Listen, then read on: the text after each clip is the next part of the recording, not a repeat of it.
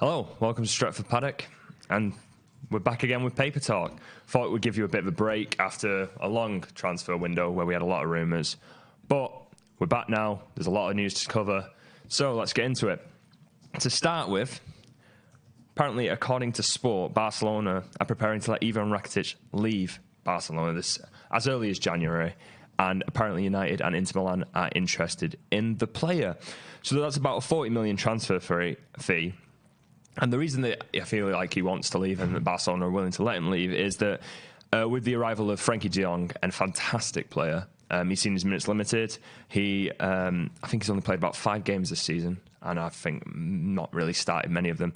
But season before, he registered 3 goals, 5 assists, 0.5 key passes a game as a deep-lying playmaker, 2.4 combined tackles and interceptions a game.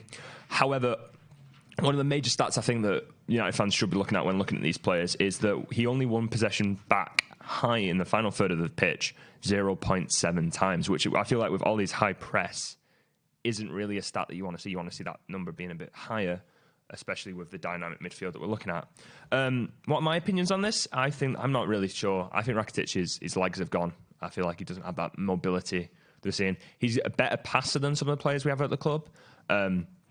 I'd say he's better than Pereira, and I'd say he's a better option than Fred. I wouldn't say he's better than McTominay, though, mainly because of what Ole Gunnar Solskjaer wants to do with the team. I feel like McTominay's a lot more mobile, has a lot more room to grow, and I'd rather him play over than an older 31-year-old Ivan Rakitić. I think we should look at other targets, especially around this price range. 40 million is a lot for a player that obviously isn't wanted and is not really going to have many more years at the top level. So that transfer, I hope, isn't true, but that's obviously the rumor that's been going around. But in staying with Barcelona, apparently, Mundo Deportivo said that Barcelona are drawing up a list of candidates to replace Luis Suarez. I thought they'd already done this with Griezmann, but apparently not. So when, obviously, he leaves the Camp Nou soon because he's obviously aging out, they've looked at a couple of strikers, and 2 of the ones that they've been named by Mundo Deportivo are Roberto Firmino and Marcus Rashford. Now, Barcelona are obviously linked with Marcus Rashford last window before he signed a new contract. That contract runs till 2023. We have an option to extend. But apparently they think that Rashford is higher up the list than Firmino. Nah, I'm not really sure about that. Obviously, Rashford's younger than Firmino, but Firmino is that sort of player that I think is perfectly suited to the Barcelona style of play. He links up well with the rest of the strikers. That's sort of what when Barcelona have been at the top level, when they scored like over 100 goals with the front three, the link up between those strikers was fantastic. And Firmino is the perfect striker just to fit in there and do that. He does that at Liverpool. I feel like he's very underrated for what he does at Liverpool. I feel like he links up very well with the other couple of Salah and Mane. So I don't think it's going to happen. I think that we'd ask way too much from Barcelona because obviously Rashford's got a very long contract, and I don't know if Rashford would want to go to Barcelona. Like, obviously, the local lad sort of plays into it. And again, I don't think he's a striker. I don't think he suits the position that they want to employ him in. So I'd be interested if that happened. It'd be very surprising to me. But staying with strikers, Man United want a striker. Since we let Lukaku leave, we haven't really filled that void. No one's really getting. We've only scored more than 1 goal in one game this season in the Premier League, and that was 4-0 against Chelsea, where we scored pretty much nearly every shot on target. So it's a bit of a freak result when you look at the rest of the season. The rest of the goals have been penalties. Goal against from Scott McTominay, which Arsenal fans seem to forget was in September. Very good goal, but we haven't scored more than 1 goal. So goals are an issue at United. So we're looking at strikers. 3 strikers that have been named. Obviously, Erling Haaland from RB Salzburg. Got 4 goals in 3 games in the Champions League, and he's got 11 goals in 8 games in his domestic league. Now, those are ridiculous stats. He's obviously tearing it up in those leagues, and he's scored a goal every 75 minutes. Now, he's my personal choice for who I'd like at United. He's young. Obviously, he fits the style of play. He just gets in the box. He knows where to be in the box. And for a big lad, he's very good at dribbling. Like, he's got 1.8 successful dribbles per game. And he's like 6'5", 6'2" plus. Like he's good with his feet. He's just like a very all-round player. And I saw it recently that apparently he's adopted Ronaldo's training regime and diet because he wants to be the best. And that's the sort of player you want to go for, that sort of player who obviously strives for greatness. Apparently, according to AS, we could have competition from Real Madrid for him, which is, I think, is an obvious thing. They're obviously looking. Luka Jovic apparently hasn't settled well with Zidane's style of play, and Benzema's aging out. So there could be competition there. The next striker is Moussa Dembele. Again, I'd love to see Moussa Dembele United. I feel like he'd have a very good effect. He was very good at Celtic. He's been very good at Lyon.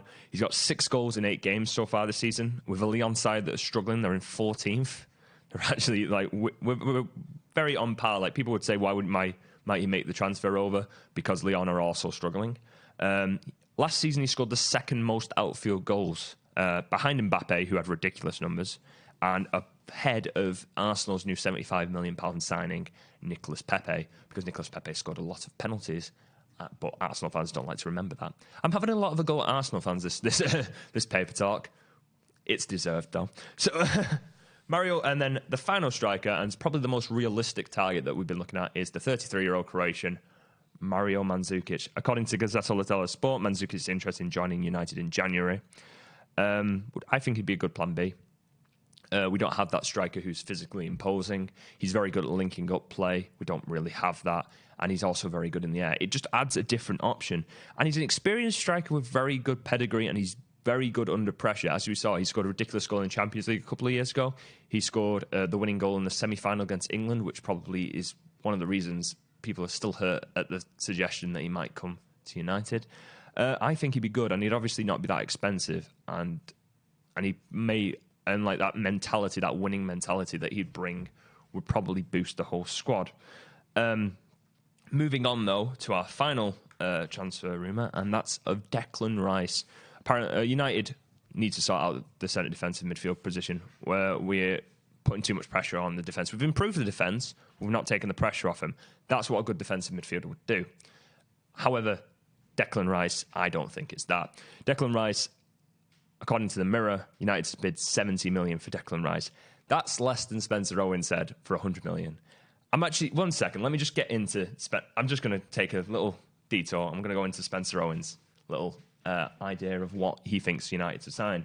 I like how it's sponsored by FIFA 20 because he's obviously playing career mode with this. He apparently thinks Declan Rice is worth 100 million. He thinks... Maddison's worth... Maddison for 100 million would probably be what Leicester asked for, but I've heard quoted more, and rumours have quoted more. Sancho, 150 million. Kane, 200 million. Koulibaly, 100 million. So in total, that is 650 million he thinks we should spend. Spencer, what are you doing? That's just wrong. Like, some of those transfers I agree with, but Declan Rice for 100 million is definitely not one of them. There's other options that are better. Obviously, we've heard about Thomas Partey in the past. He's got about a 50 million release clause. Indeed, he would probably have a similar release clause to Declan Rice because Declan Rice obviously has that English premium. But I'm just going to say I don't particularly want him. I think he is a good player, but I don't think he's the player that United needs. United needs someone who's dynamic with good defensive output, and that's the sort of player. Right, I'm going to look into the comments now and... We'll see what people are saying. Firmino is miles better than Rashford. If it was me, I'd rather have Firmino from Final Frontier. I mean, Firmino's a lot older. He's been in the game a lot older, and he knows his role. Rashford's been playing striker, and I think he feels like he should be a winger. Firmino knows his role, and Firmino knows he's that striker that can link up play. So I agree there. So yeah, I feel that's a good one. Akis Nicolaou says... Dear Paddock, may I mention that Pereira was involved in a huge disagreement with Rakitić since his time in Granada? Well, to be honest, if I wanted to see one of them, I wouldn't say that I'd rather have neither of them at the club. I don't particularly like Andreas Pereira. I don't think he's that good a player. I feel like he's not good enough for United and he shouldn't be starting. So I'd rather just have none of them and then the disagreement wouldn't particularly matter. Let's have a look. Did you see how Liverpool slapped Barca with Rakitić in midfield from Kashif Govender? And also, Atif Adel said he's almost as old as Matic. Yeah, he's 31 years old. He doesn't have the legs anymore. He'd get destroyed by just the pace of the Premier League, I think. And that's why I don't think he'd be a good signing. I feel like he'd had a pass in him and a pedigree to the midfield in the sort of possession style of play, but we don't have a good enough team to play possession style of play. So I don't think that he would be a good signing. What has Spencer Owen been smoking from? I don't know. I mean, the question is, it's something good, if allegedly. Let's have a look. One more. Our plan A doesn't work right now, so surely it makes more sense to sign someone younger who can compete with Rashford, Martial to be our goal scorer. Well, if you add Martial into the debate, Martial's been injured, so we haven't really seen what Martial brings so far this season. If he comes back in and he starts working, then that is the plan A. He obviously has a better hold-up play than Rashford, and he's more suited to the number 9 position. Someone younger, yeah, I would like someone younger, but the fact is that do you want to be spending another 50, 60 million on a striker who's going to be sitting on the bench in rotation?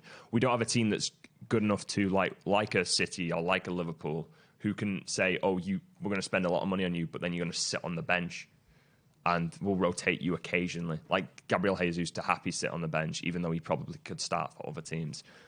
Do we do that, or do we bring someone in who's happy to sit on the bench, happy to get those minutes, happy to come on as a plan B? I think that Mario Mandzukic would be that player.